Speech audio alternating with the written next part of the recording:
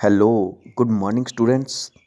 तो आपको पता है जो पुलिस का एग्ज़ाम है वो क्लास फोर्थ के जो एग्ज़ाम है और जेके एसएसबी के जो भी एग्ज़ाम है वो सभी आने वाले हैं। तो उसके लिए आपको जम्मू और कश्मीर की हिस्ट्री आना बहुत ही ज़रूरी है, बहुत ही अनिवार्य है। तो मैं आपको जम्मू और कश्मीर की हिस्ट्री पढ़ाऊँगा बहुत ही अच्छे तरीके से। बस आपको मेरे पे ट्रस्ट रखना है, ठीक है? तो मेरा नाम है सोनू सर और प्रगवाल से। तो ये मेरा नीचे नंबर भी दिया गया है। अगर आपको कोई इसमें प्रॉब्लम होती है तो आप क्या करो, मुझसे इस नंबर पे कॉल करके मेरे से हेल्प ले सकते हो। तो ठीक है, तो मैं स्टार्ट करने जा रहा हूँ हिस्ट्री ऑफ कश्मीर। ठीक है, सबसे पहले हम कश्मीर की हिस्ट्री करेंगे और उसके बाद हम जम्मू की हिस्ट्री करेंगे, अलग अलग करेंगे दोनों। ठीक है, तो सबसे पहले देखते हैं हम सोर्स ऑफ कश्मीर हिस्ट्री। तो अगर आपसे कोई पूछे कि सोर्स ऑफ कश्मीर हिस्ट्री, तो कश्मीर हिस्ट्री का सोर्स क्या है, कहाँ से हम कश्मीर की हिस्ट्री ली, तो हमने बोली राजतरंगिणी से। किससे ली?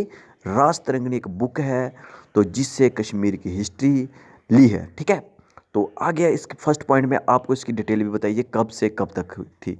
ठीक है, तो Kalhana Kalhana 12th century poet of Kashmir historian. तो जो राजतरंगिणी थी वो किसने लिखी थी? वो कल्हना ने लिखी थी। किसने लिखी थी? कल्हना लिखी थी। वो 12th सेंचुरी में लिखी थी।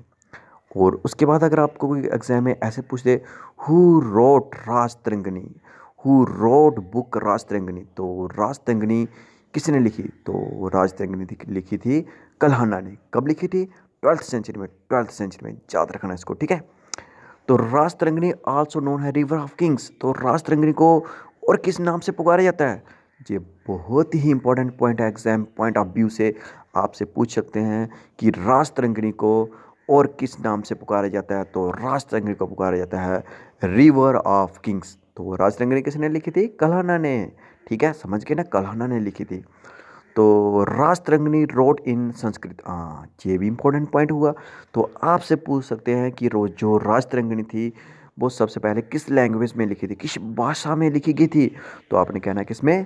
संस्कृत में। बोलो एक साथ में, एक बार मेरे साथ, संस्कृत में। किस में लिखी थी? गई थी संस्कृत में। तो राजतरंगिणी कंसिस्ट ऑफ 7 8 2 6 वर्सेस। तो राजतरंगिणी में क्या है? 7 8 2 वर्सेस हैं। ठीक है, 7 8 2 पेजेस हैं इसमें। ठीक है, तो 7 8 2 वर्सेस डिवाइड इनटू 8 बुक्स। तो इनको 8, इसकी राजतरंगिणी की 8 बुक्स और बनाई गई हैं। ठीक है, तो जिसको हम कहते हैं तरंग्स। तो ये इंपॉर्टेंट पॉइंट है, एक आपसे पूछ सकते हैं कि जो राजतरंगिणी है उसके कितने तरंग्स हैं। तो आपने कहना उसके कितने तरंग्स हैं?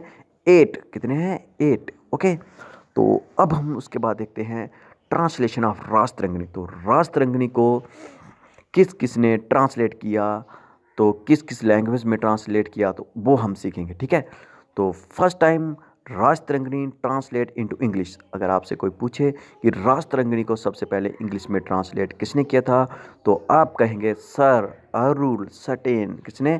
सर अरुल स्टेन ने किया था। ठीक है, तो ये पार्ट 1 था मेरे वीडियो का। और उसके बाद पार्ट 2 में आपको मैं बताऊंगा कि जो राजतरंगिणी थी वो इंग्लिश में तो होगी, सॉरी, तो उसको पर्शियन में किसने ट्रांसलेट किया, और उसको उर्दू में, और उसको कश्मीरी में किसने ट्रांसलेट किया, वो हम नेक्स्ट वीडियो में देखेंगे।